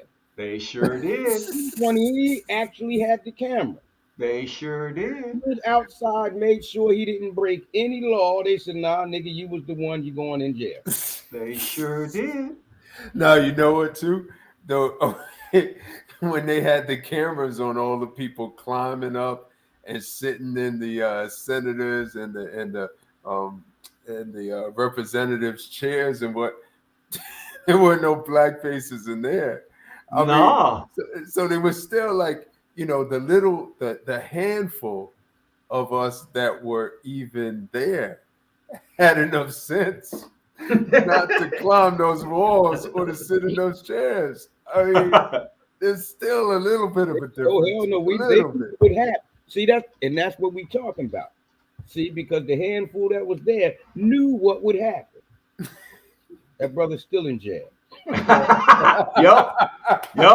And guess what? He not getting no slap on the wrist like the rest of them. That should he should already know. He should already know. They threw the book at him. They Yep. were looking for the one. He ain't never getting out. Nope. That brother ain't never getting out, man. For real, he not. He is not never getting The out. book houses is open. Hey, Oh.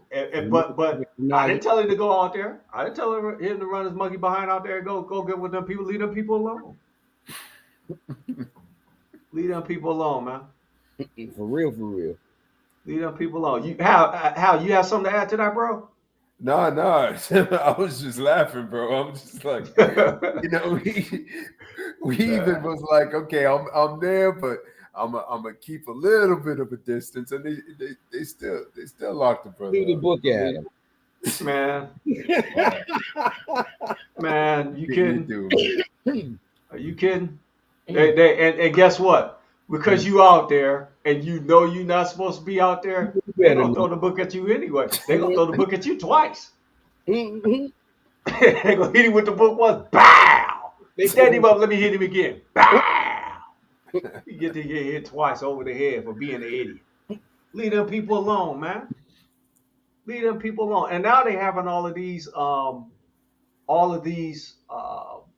trials and trying to talk about they're bringing the Proud Boys to justice, this, that, and the third. I'm googling something right now, so y'all keep going because I'm trying to find an article that I thought I had. So y'all go ahead and rock out while I find this article. No, because he gonna even with the Proud Boys, guess what? They all gonna make sure they they gonna get less time than that nigga. Watch. Oh, absolutely. He's still locked up. Yeah. A lot of them been getting slapped on the wrist. Yeah, they gave him 5 off the top. They said, all right, brother. Off the rip. Bam! Rip. There you go. You get yours. Actually, he was literally not there. I think he called in sick that day. Yeah. Look at him. Look at this comment right here. This is hilarious. They're gonna put the brother down as the mastermind. That's hilarious. You planned the whole thing, yo. Planned the whole thing. They made him the mastermind. Ain't that something? He was the mastermind. He was the fool that jumped out the window and tried to be with these people. Leave these people alone. Don't try to align yourself with these people because they don't accept you no way. Don't try to align yourself with these people. You're going to get your head chopped off, boy. You crazy. Now, check this article out. I found one of these articles I was looking for. New report details significant role of Christian nationalism in January 6th attack. I'm going to put this article in the chat for everyone in case those want to read it. I've just pulled this article up just to outline that I'm not just talking hyperbole, but we're actually talking about. Put the wrong thing in the chat. Let me redo that. Okay, there we go. Now we got the right thing up. Okay, so I'll put this in the chat. And the reason why I went to this article so that you guys can know that, hey, you know what, the brothers and what we're thinking is spot on because a lot of other people have written about it. And this came out February 14th, so it was just right after. Now, I'm not going to read it, but if you click on this link, you can get the actual report. And then it goes into this. The Christianity was one of the surprises to me in covering this stuff, and it has been hugely underestimated. In other words, I believe that 80% of white Christianity is Trump. Now, me personally, I don't have nothing against Trump. I don't hate Trump, but I don't care about Trump. To me, Trump and Biden is the same dude. Trump and Biden is the same dude. Well, brother, see, why you say that? Because Biden, with his the crime bill that he put forth and all his segregation and all his hatred that he had and his alignment with Strom Thurmond, this, that, and the third. He's in our neighborhoods. He said one exactly gonna knock your mama in the head. Exactly. So I don't rock out with neither one. I will say this. I have a appreciation for Donald Trump, and here's I why. can say. He's straight up the middle, and he hates you, but you know he hates you. You know, that's what So I there's was. no guessing. Biden had some of you Negroes bamboozled talking about, oh yeah, you're not black if you don't vote for me. Huh? Did you just say that? Dude, are you serious? Or are you just out your mind? Which is it? I can't believe Charlemagne let him say that. Man, that's a whole another one right there. But anyway, so I will go ahead. say I Mhm. will say we'll say this real quick. If for me, if this insurrection did nothing else, it kind of hammered home, I think, for a lot of quote unquote black people that it doesn't matter who's in office. It doesn't matter, and I'm including What, Barack Obama in that. what it say in the seventh is also the eighth. Right. You know, it doesn't matter. And this lie we've been told that if we want something, we need to, you know, batten down and make sure our voting rights are cleared and clean, and we can do that, and we can vote, and we can get people that look like us in office. It doesn't matter. And I think if nothing else, again, this insurrection really showed that when people in this country, um, American quote unquote whites, Christian whites, want something and they don't get what they want, they will go through any means to prove that they're privileged and to prove that you cannot tell them, or you should not tell them, that they can't have something that they want. So if this proved nothing else, man, this should have proved to all of us quote unquote black people that yeah, it doesn't matter. It doesn't matter who you vote for. It doesn't matter who's in office. That should have been a light already to most Negroes, but they had to go through this, and I'm gonna say this too, and this is what I believe. I can't prove it, but I believe Obama proved it. There's more of us hearing the snakes than what they've been reporting. I think They keep Obama did a spud. I think Obama did a study, and he found that it was 34% of America is us. Mm-hmm. Mm. So that whole 13%, and you have to ask yourself, okay, so if we're only 12%, why do they make a big fuss if we vote or not? Why are they making such a big vote if we don't vote Democrat? Why are they always thinking that we're all Democrat? Why, Mm-hmm. why is there why is there a big fuss over us if we're only 13%? Right? Mm. Mm-hmm. Reason why there's a big fuss because there's more you hear. They have never been able to number Israel, and most Israelites don't even submit to the census. I know I Right. didn't. Put a one up if you did the census. Put a two up if you didn't. I'm gonna put my two up. I hope I beat y'all. Put my two up. Put a two up if you didn't do the I census. got you. I got you, bro. I got you, bro. I got you, y'all. I got you. Barely, though. Oh, Barely. If we look at the time, it's going to be like, oh, he just got him by a millisecond. Fam, put a two up if you submitted to the census. Because, see, here's what nobody's talking about. Nobody's really talking about the fact that, hey, you know what? They're going to figure out that it's actually more of them here than what they realize. they actually said it. Well, when this beatdown happened, and it will, they're gonna know. They're gonna see niggas coming out the woodwork there. Nope. Yeah, Father God. the census. Look at this comment. Yeah. You need to get saved. I already know that you're not saved. By what? But y'all need to pray for Yaya so Yaya could get saved. Cause check this out. Every time Yaya puts something in, it's like you joking or something. When was the census? That's a good question. 'Cause I don't know myself. I haven't filled out the census ever. Ever. Me either. I'm on that ever crew. Never did it. Oh, Never did it. So how can you if Israel didn't submit to it, and that's the reason why I don't, because I'm like, well, y'all don't need to be knowing how many of us, y'all don't need to be counting us. So Mhm. I'm not submitting. That's why I don't do it. But I never done it. I never did it anyway, even before I came into the truth of who I was. Neither Because do I. I'm like, well, you don't need my information right now. Y'all already know who I am. That's what I said. But I'll say this, that it's more of us here, and we more like a third. We probably 40%. Yeah.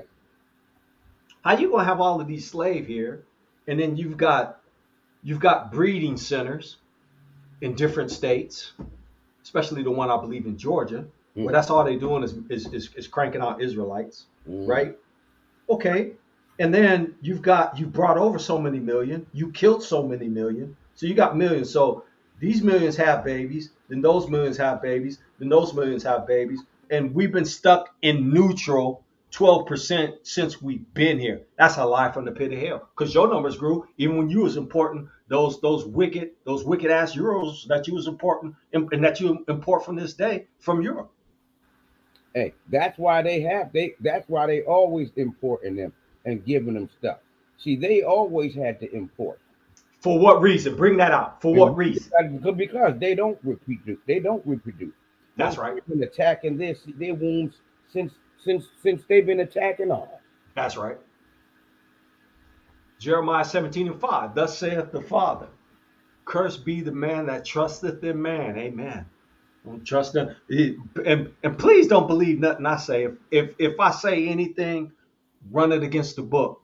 And if it don't line up, come back on and say, hey, Brother Cleo, you was offline. You probably a liar because you making stuff up. Do not trust me. Go read what the book says.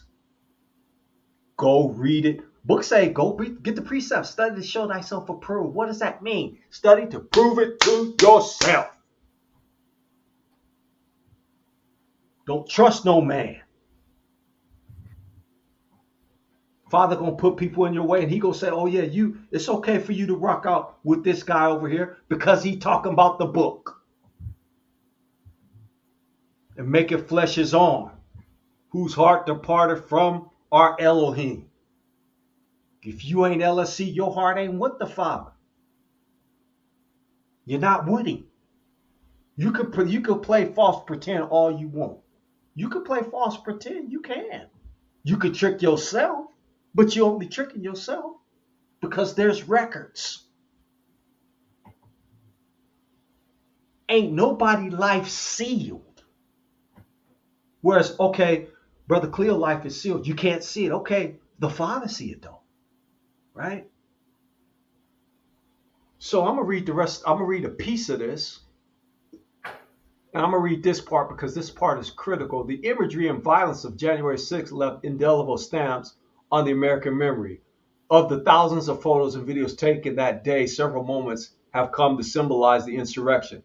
The insurrection, the domestic terrorist coup d'etat. The 5 categories of iconic imagery examined here: the gallows, the cross, flags, the cross. Books say he was hung on a tree. Go figure that one out. Books say he was hung on a tree. They got the cross. Okay. Idol. Flags. Idol. Signs. Idol. Clothing. Biblical verses. White Jesus. Religious iconography. All have ties to what? To Christian what? And we did a show on Christian nationalism already. I'll need to go back in the archives and check it out. To Christian nationalism. So most of these people, if not all of them, was Christian nationalists. Now, do you believe in your mind that a Christian nationalist believes that a so-called African American is a Christian as well? Do you actually believe that? And see, this is for the family. This is not for you in the chat. This is not for my brothers on the panel. This is for my Christians and brothers and sisters who call these heathen brother. Let me give you an example of how dangerous that is. Dylan Roof, they called him brother too. All of these Christian nationalists that was at that insurrection is 500,000 Dylan Roofs. Let that sink in. I'm trying to show you the depravity of this thing called Christianity and Christian nationalism. Do you think that a Christian nationalist would care that, hey, that brother right there, he's got a cross on. He's a Christian. Pow! Just blew his brains out. The imagery of the KKK has not gotten out of their DNA. When you see those pictures that we put up about the KKK in the church, when did that change? You know what you experienced when you went to white churches. And we talked about this before. When did that element change where you felt uncomfortable?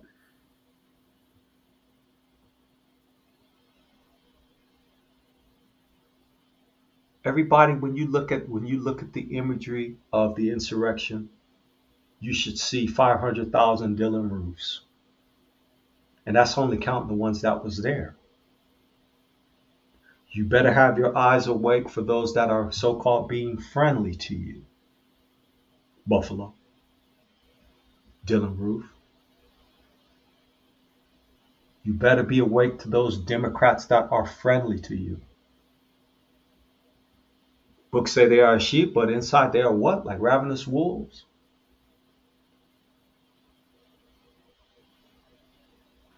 And whited sepulchres. Bring it out. Gone. Bring it out. Bring it out. I'm gonna read some of these contents in the channel. We didn't even get halfway done. Huh? Didn't even get started.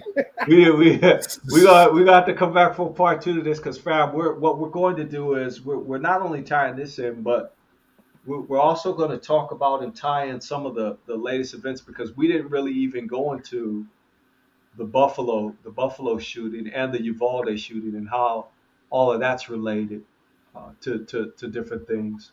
And we just not really scratched the surface. So we'll definitely be coming back for another one. But now I'm going to just focus on the chat for a minute and put some of the comments up. Sade says, this past year they threatened me and told me it was a law. I almost bit his head off when he stood there and told me that lie at my door. Was that a cop that you were dealing with? One of these fake rent-a-cops, which they wicked as the if you didn't know this, I'll share a little secret with you, right? Or I'll ask it in a form of a question. I like doing that. What's the biggest gang in the United States? NYPD.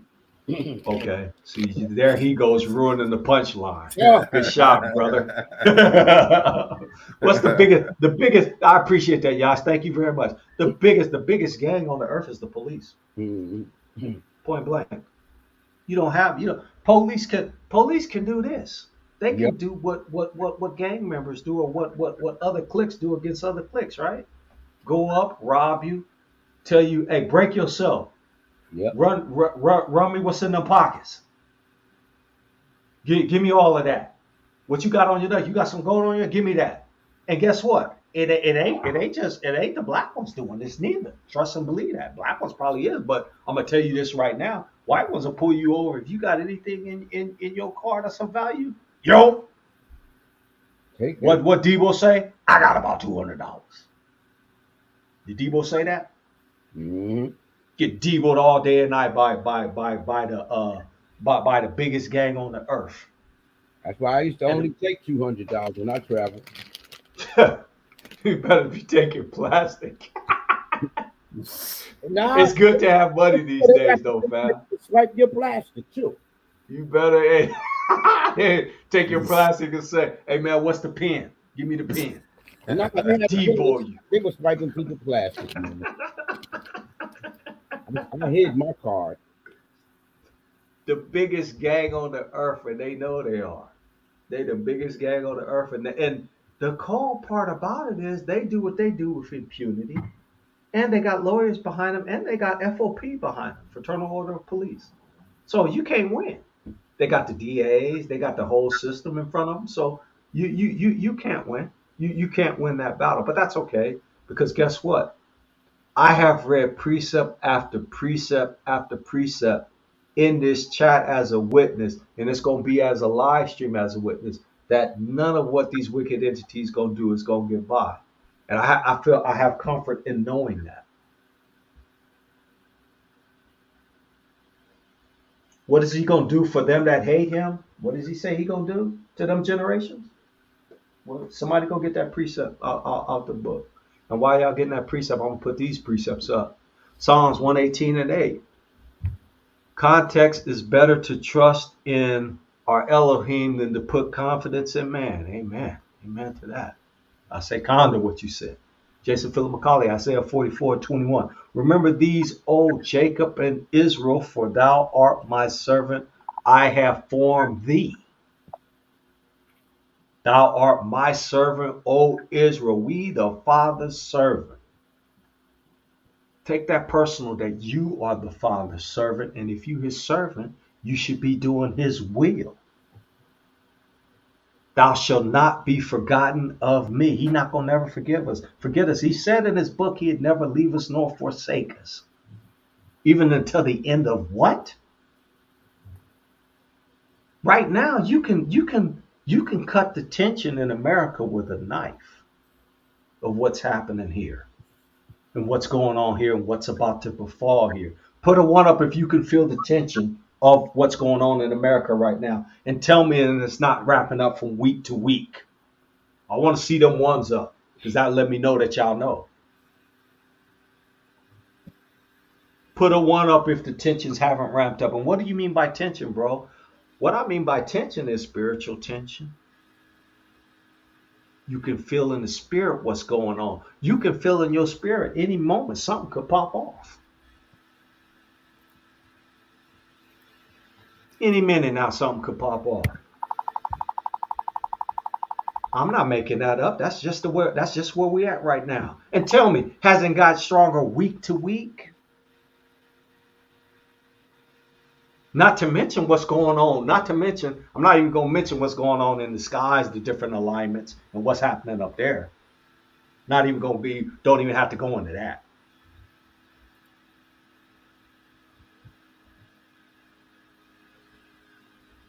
You can feel something going to pop off at any minute. Mm-hmm. And so here's what my brother say, my sister say this. My brother say this. My brother say this. Immaculate in here? Hold on a second. Wait a minute. Hey, how you doing? I didn't see you. Shalom. Shalom. Good to see you. Good to see you. For real, for real. My family in there. My family in the chat. My family. I love my family in the chat. Hope you're doing well, Immaculate. Can you not feel the tension? And guess what? It's crazy because it's ramping up day by day. It's not a thing where, okay, it's going to subside and things are going to go back to normal. You are never going back to what you saw before 2019. That's over with. Done. Get that out your mind. Go ahead, bro. No, I'm just saying that's a wrap. So now the question becomes, okay, so if it's really like that, brother, see, what should we be doing? What should we be doing this hour? And I'm gonna leave everybody with that before we close out. I'm gonna leave everybody there. What should we be doing this hour? And we're gonna continue on with this because I'm gonna look at my sheet, my script basically, my sheet. And we probably got through it. Y'all see it. Now you see it, don't. Now you don't. Now you see it, don't. Trying to get it away from y'all, but I can't. So, but at any rate, there's my script. And so based on that, I'm gonna stop sharing my screen. I have like 6 pages of stuff that's on this particular topic. So we didn't even get through barely page 1. And so we might be doing this for, might be doing this for a minute. Might be doing this for a couple more shows. We'll see. But here's what I'm gonna do. Hey, brother, how you doing, man? How's it going, man? Hope you are well. Hey, you know what? If you're okay with it, bro, I want to invite you on. I've been saying I want to invite you on, and I've been out to lunch, and I need to get saved. So on the next show, when we continue on, brother, Brother Baya, I want you to jump on, and I want you to be a part of the panel if you don't mind. And we'll continue to rock out on this particular topic. But the brother says, get your house in order. Get your house in order, fam. Please do that. Book say somewhere, somebody go get this. We have to seek our own salvation with what? Fear and trembling. I need to get saved. You see me, I said prepare slaughter. Man, you been need to get saved. Yeah. Listen, as many times as you heard me say that and you ain't saved yet, brother, what you waiting on? I got some holy water. I pour some holy water on you. And you could say scuba the bottle, or should have bought a Honda, something like that. Then you be good. You saved. You good. You don't got to do nothing else. And then guess what I'll do for you? I'll do you even one better, Yash. Me and you can go to the local barbecue pit and we can go have a ham sandwich. Oh, no. How about that? You can, because you saved, you know you can eat that swine. It's okay. It's all right. It's all right, bro. It's okay for you to eat that swine. But then you got to deal with Isaiah, where it say he gonna smoke somebody for eating what they ought not. That's what he said. But Yash, you need to get Yash. When I see you face to face, we gonna do it big. I'm gonna have the holy water. As a matter of fact, I'm gonna get you saved and you can get me saved. You can pour holy water on me and I'll pour holy olive oil on you. How's that? And then we both and here's my speaking and stuff. I should have bought a Honda. You need to get your own. I would say scuba the bottom. And you don't even know what you're saying, but that's a whole different conversation. That's that Christianity creeping in. And don't give me Azusa Street. Don't give me that. You can be Azusa Street and be filled with demons. Mm-hmm. What is you talking about? Somebody brought Azusa Street to me. I don't know when that was. I was in one of these. I think I was here, and somebody brought Azusa. I'm like, man, Azusa Street? Are you serious? Nothing connected to Christianity is real. Mm-mm. Never have been and never will be. But I still love my people that's still in that, though. Don't get it twisted. And guess what, fam? I'm not going to beat them over the head. If I happen to share something with them, I'll share it with them. If they believe it, fine.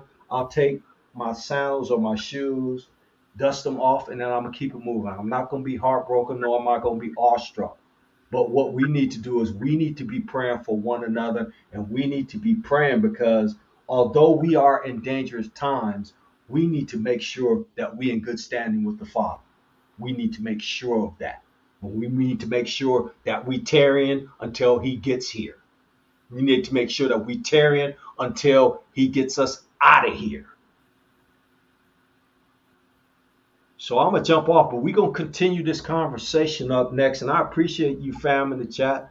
Y'all make sure that you get your family to come and watch it, not on my behalf, because we don't do nothing for lucre's sake. Not that it's filthy lucre to get paid for what you do, but we do this because we love our people. So I'm going to give my brothers the last words, and then we are going to sign off. But then we're going to come back next week and finish, or probably not finish. We're going to continue on with part 2 of what we were discussing, the conversation that we were having. So go ahead, Brother Yash, and we'll close out with Brother Hal. Brother Yash, what say you, brother? Oh, I wanted to say one thing. Difference between black, we saying black, Christianity and white Christianity is white Christianity has a code. And the code is what holds them together as a people. Actually, white Christianity is the code. Black Christianity, we just have the spirituality. White Christianity code is so strong that when blacks become Christians, they try to get on code with them. That's all. That's powerful right there. That's powerful. Because then you get situations where you get them two Negroes that's still locked up because of the insurrection. Brother Hal. Yeah, brother Cleo, my man, brother Yash. Always good to be on Kingdom Conversations, man. Thank you so much. A little while back, and everybody, as always, keep all the brothers of Salt of the Earth in your prayers, including Brother Banya right now. But Brother Banya, he was on a little while back, and he said we're going to be talking a lot about the law. And so, in preparation for what we need to be doing, and that's in getting back in good standings with Yah. We want to focus a lot on the law, on the commandments of Yah, so that we can be in right standings with Yah, and we can lead and teach and do all the things that we're supposed to be doing in preparation for us to get out of here.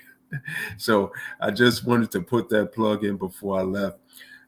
My family in the chat, I love you all. Until next time, y'all bless.